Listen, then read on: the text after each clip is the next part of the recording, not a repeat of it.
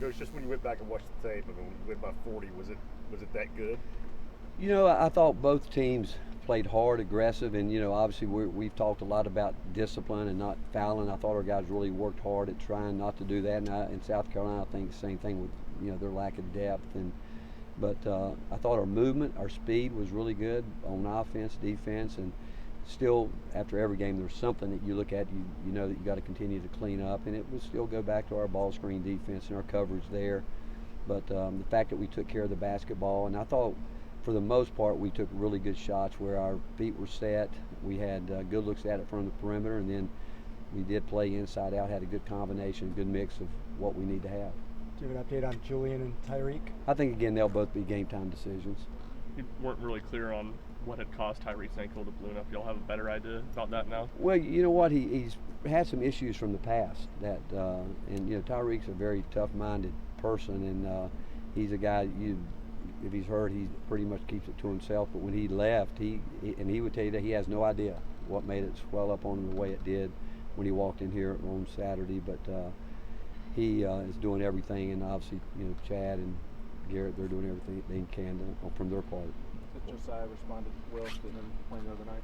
I thought he did. I thought he was very poised, and certainly his presence, I think really does help Santi and Zakai and those guys that are playing, because he's been in a lot of big situations, big moments with us, and I thought his demeanor was terrific. And again, he's certainly not in the physical shape that he wants to be in, but he'll get himself back there, because I think through this couple of weeks, when you have an ankle injury like he's had, it's hard to keep your conditioning up, because of I don't think he can get out of shape at this time of year with the work that he's done, but it'll take him a little bit, a couple days to get it back to where he wants to be. But overall, his presence made a big difference. What does he do offensively in terms of spacing for you guys and creating more things for his teammates? Well, that, and he understands the offense probably better than anybody out here. He knows because he's played every spot on the floor for us, and but he sees it, and he's got a great feel for what I think he knows we're looking for as a team. The inside out, opportunities that are there, but he's been around. Like I said, he's been in a lot of different situations for us, and he knows what we're trying to get done probably more so than he and Santi certainly have. They know that's why they play so well together, and but we need them. How's Arkansas a different team with Nick Smith back in the lineup? Well, they're in a very aggressive team. They've always been a terrific defensive team. I mean, they defend the three-point line as well as anybody will play. And the difference is, I think a year ago they forced you inside and had a player that was looking to pick up charges. This year they've got shot blockers. So when you go in there, you better know what you're getting ready to encounter. But they really do play extremely hard defensively. Then offensively, another team that looks to really get the ball to the basket, attack the lane area in different ways, not just off the dribble, off the handoffs, any way they can create an angle to get downhill, they're going to try to do that. Coach, with Josiah playing the way that he is, does that give you some flexibility with Julian? Like, you just be really cautious not to rush him back? Yeah, I think it does, and the fact that Jemiah's he's earned his way into our lineup, and he's a factor. I told you guys a couple of weeks ago when I told him, he doesn't have to think that when someone's coming back it's going to lessen what he does, because what he brings us is unique, and we need him to do that every single night. And I think the one thing that's happened through these couple of weeks when these guys have been out, it has allowed him to grow and get more of a feel for what's going on out there. You can see he's much more relaxed for the most part on the offensive end, and defensively, and he continues to do what he does on that end as well as rebound the basketball on both ends.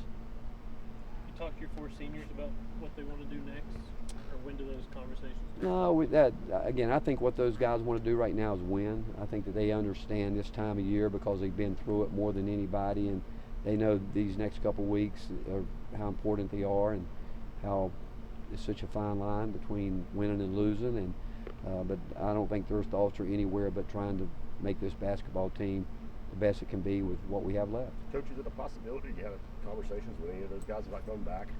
There will come a time for that. There will be, but right now, again, I don't think.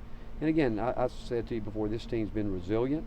I think they've shown some real maturity in some difficult times when it's tough, obviously. But the fact is, there's a time for all that. And right now, the time is that we've still got basketball games to play here over the next couple of weeks, and we hope we can string it out as long as we can.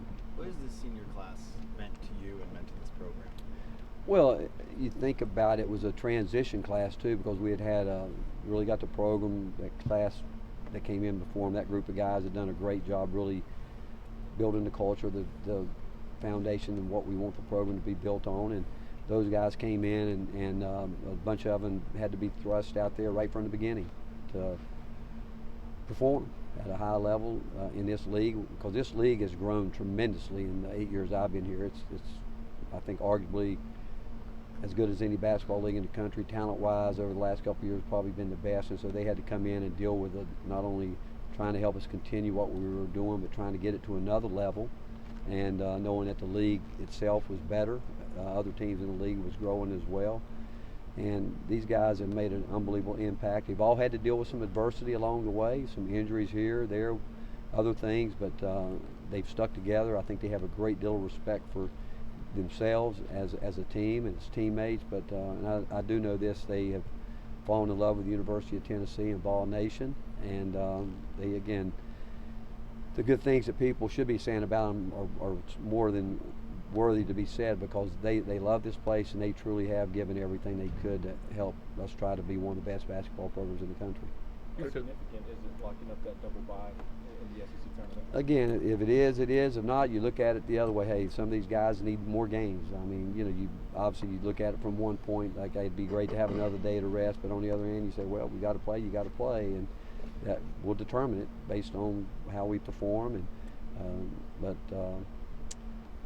it is what it is, and if we can get it, fine. If not, we'll have to make with what we have. We have to deal with it. Coach, with those seniors, what's it say about your culture here at this program? You can take a kid from Uruguay, from Finland, from Serbia, and South Carolina, and guys just kind of mold and form a unit, a tight unit.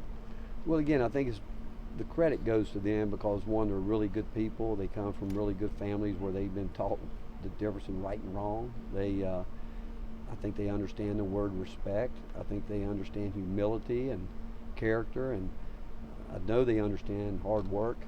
And when you get a group of guys together and they're all pulling in the same direction, they're all working for their, they all want to be professional basketball players someday, and I think that they realize the easiest way to do it is to have someone running beside you that's going in the same direction as someone pulling in the other direction. And that's what I would say as a group. They have great respect for each other, and they all go about it a little bit different. I mean, some guys are guys that just absolutely, they don't know what to do if they're not in the gym. Other guys understand, when I'm in the gym, I'm going to maximize my time.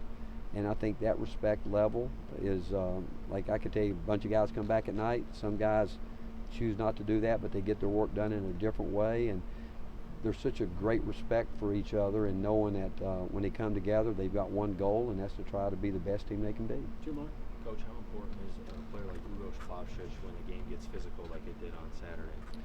Well, I mean, that's what he does. He brings a physicality to us, and he has done that since he's been here. And when that's why we need every one of these guys. I mean, you can, as a coaching staff, you'll think, well, okay, we're going to move in this direction. Then you come out, something happens where a guy is not getting it done, and then you got to say, okay, we've got to go this way. And that's why you've got to keep everyone engaged from game to game, regardless if they play 20 minutes or 3 minutes, because the next game is going to take on its own personality.